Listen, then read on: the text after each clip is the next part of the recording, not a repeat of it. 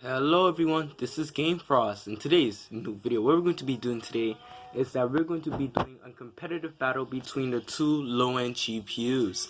So the first low-end GPU we're going to compete against is basically the ATI Radeon HD 4250 integrated graphics versus the Nvidia Quadro 400.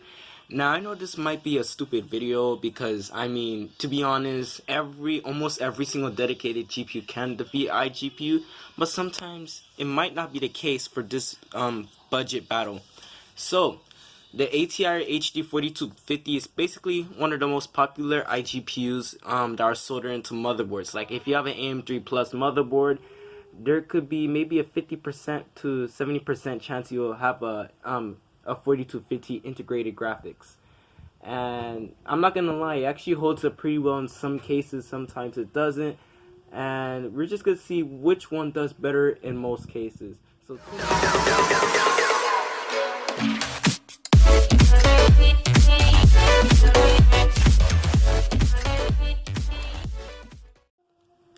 before we start this video, what we're going to be doing is that I'm going to show you the specs between those two cards. Well, one is not a card, but the other is. So let's see. So the ATI Radeon HD 4250 is an integrated graphics chip, and it was launched in 2010. And its fab process is 55 nanometers. Its transistor count is 205 million, so it has 205 million transistors. It has an interface of PCIe Gen 1. And that's actually not a good thing because there's actually noticeable difference between Gen 1 and Gen 2 speeds, while Gen 3 is really not that much, it's not really that different from Gen 2. Surprisingly, what this integrated graphics chip has, it has a multi-GPU support. That means you can add like another AMD card in there and you actually have crossfire support. They call it hybrid crossfire, so that's actually pretty good to know. Also, it has 40 SP cores. Its texture mapping units is 4, ROPs is 4, its pixel fill rate is 2.24, its texture fill rate is 2.24. Its memory is actually system shared, so it has system shared memory, but it goes up to 512 megabytes of memory. So I advise you, if you have at least 8 gigs of RAM, I think it could go up to 512 megabytes. If you have 4 gigs of RAM, you might get 256, I don't know. Its FP performance, or what they call a floating point performance, is actually 44.8 G flops. So that's actually pretty low end. That sounds like a mobile GPU, for low end mobile phones. So for the Nvidia Quadro 400, one of my favorite budget cards out there, for under $10, it was launched in 2011. Its fab process is 40 nanometers. Its transistor count is a whopping 486 million transistors. It actually supports PCIe Gen 2, which is actually pretty good, as my motherboard supports PCIe Gen 2. It has no multi-GPU support, so that's a bummer. It has 48 cores, or what they call it, CUDA cores. It has 16 texture mapping units, 4 ROPs. Its pixel fill rate is 1.8. Its texture fill rate is a whopping 7.2. GTS, whatever it is. And its memory is literally the same thing. It's 512 megabytes. DDR3, surprisingly, at 12.3 gigabits per second. And its floating point performance, it's a whopping 108 gigaflops or G-flops, whatever it is. So since we got the specs out of the way, it's time to see whether or not these two GPUs will go match and match to see which one is faster. So the 5 games we're going to test today are the following: Need for Speed Most Wanted, Batman Arkham City, GTA 4, a new game that I finally installed on Steam called Warface, and Rocket League. Now all these games have different levels of what they call a DirectX API, and since both of these chips support up to DirectX 10.1, I'm going to configure the games deeply to actually make it compatible for both these cards. I chose all 5 of these games because almost all of them are GPU intensive, and we will actually find out which one is the clear winner. So if you guys want to see an overclocked version of this, all you need to do is just comment down below that I need an overclocked version of this video, and you'll see those two chips maxing out to see which one is faster. So let's see what's going to happen. Have fun watching, everybody.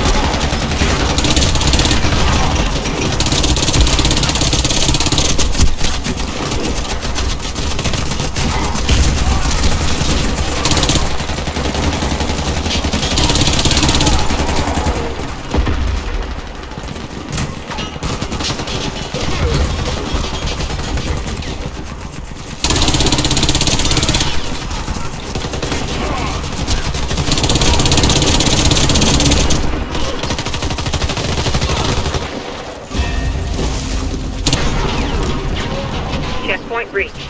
All expendables restored.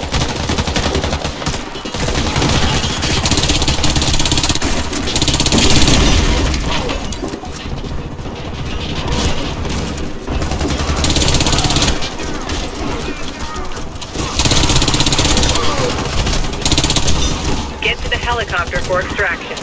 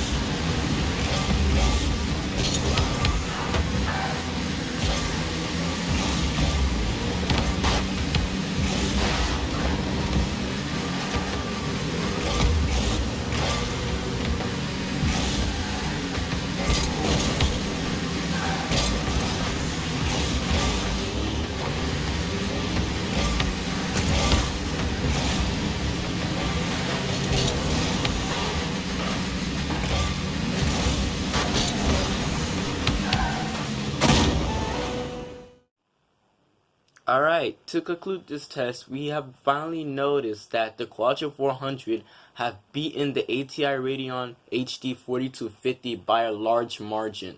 As you can see, I just can't believe it, but like, it's still a good dedicated GPU to this day if you want to play in terms of 800 by 600. I make it go higher, but I just put everything on low to see how many frames it'll actually push out.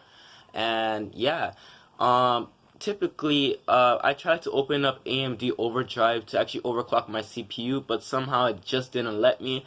So everything had to be, pulled back on stock clocks. Everything was on stock clocks, to be honest. And when you guys see that GTA 4 clip, it was actually a small error. That's why you see it was so dark, is because I tried to disable some EMB that I've installed on GTA 4 to make it look better for my GTX 650 graphics card. So I deleted some file, and it actually made like the whole game look dark, but at least it didn't do any noticeable performance drops. So should I recommend the ATI Radeon HD 4250 to everyone? Well, actually no, because this is soldered into a motherboard. I mean, if you guys ever consider buying an AM3 Plus motherboard, that's fine on you guys. But for me, I'm just gonna say like, maybe it could be good if your graphics card is dead and you want to play some old titles. Then that's fine on you, because the problem I have with this card is its limited functionality, like features and everything. Like it only supports DirectX 10.1, and that's not good. So the graphics card that I do recommend to you guys under $10, which has free shipping, is on eBay. It's the ATI Radeon HD 7570 and the Radeon R5 240. Why is there no Nvidia cards on the used market? I just have no idea. It's just that AMD has been known for having some good graphics cards for a good price on the used market. So yeah, the ATI Radeon HD 7570 is actually noticeably faster than the R5 240. It has more SP cores. It has more texture mapping units, and it supports 1 gig, and it's GDR5, while the R5 240 is DDR3. It has a bit more features, but it's slower than the 7570. But both of these cards are actually 4 to 6 times faster than the Quadro 400. So if you want to play like 1280 by 720 games on medium or high settings, then that's actually fine on you. I'll put down the link down below. And yeah, so I can't believe it, but the Quadro 400 had won once again.